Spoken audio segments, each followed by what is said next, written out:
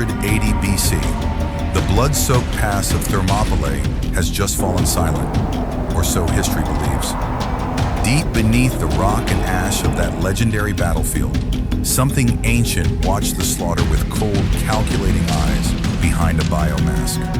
The Yautja elder designated Kaldrak, a veteran hunter bearing the skull trophies of 17 apex warriors across the world, had come to Earth not for conquest, but for the ultimate trophy.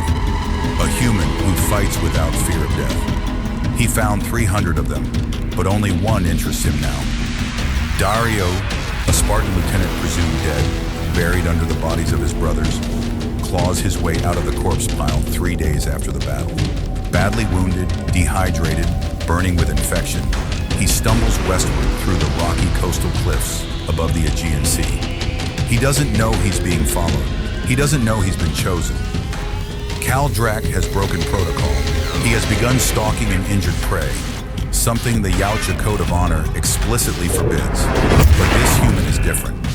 This human, even half dead, killed 2 of Kaldrak's younger clan brothers who approached too eagerly in the fog, barehanded, without weapons, using only a broken shield rim and sheer savage will.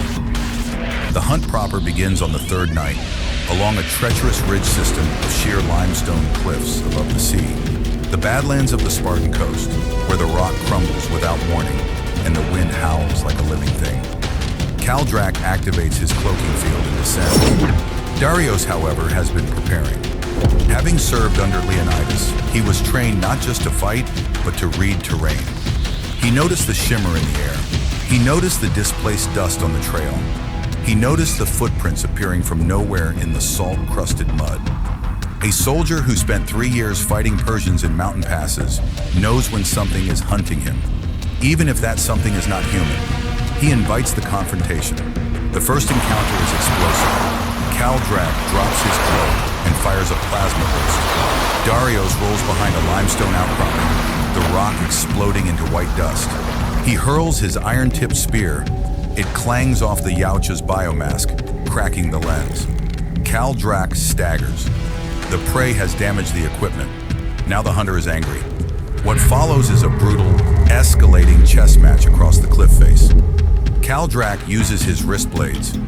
Darius deflects with his bronze vambrace, the metal screaming as it shears. Darius uses the terrain relentlessly, kicking loose rocks, using ledges to break line of sight, forcing the 7-foot alien into narrow passages where his size becomes disadvantage.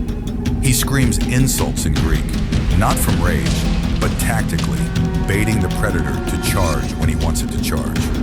The critical sequence arrives at the cliff's highest point, a natural stone bridge spanning a gorge 200 feet above the surf. Kaldrak has cornered Darius against the edge, nowhere to run. The hunter raises both wrist blades for the killing strike, savoring the moment. Darius drops his axe. Kaldrak hesitates, confused by the submission gesture. Darius grabs the wrist blades with his bare hands, blood pouring between his fingers, and headbutts the predator across the face, then drives his knee into the Yautja's chest. Then again, and again, he roars in Greek, "This is how Spartans die." They go over the edge together. Darius catches a root jutting from the cliff face. Kaldrak, heavier, armored, cannot. The Yautja plunges toward the sea, crashing into the rocks below. His biomask shatters on impact. His body, still alive, barely, is swallowed by the churning Aegean. Darius hangs from the cliff, bleeding from both hands, smiling. He climbs back up, collapses on the stone bridge, stares at the stars. From the darkness of the sea below, something massive and luminescent begins to glow beneath the waves. The Yautja mothership, answering its fallen warrior's distress beacon. A clan retrieval pod shoots upward from the water and disappears into the clouds. Kaldrak is retrieved, alive. And as Darius watches the light vanish into the night sky above Greece, he carves a single mark into the limestone with a piece of broken wrist blade. The kill mark, Spartan style. The hunt is never truly over. Post credits, 19 years later. A a Persian market.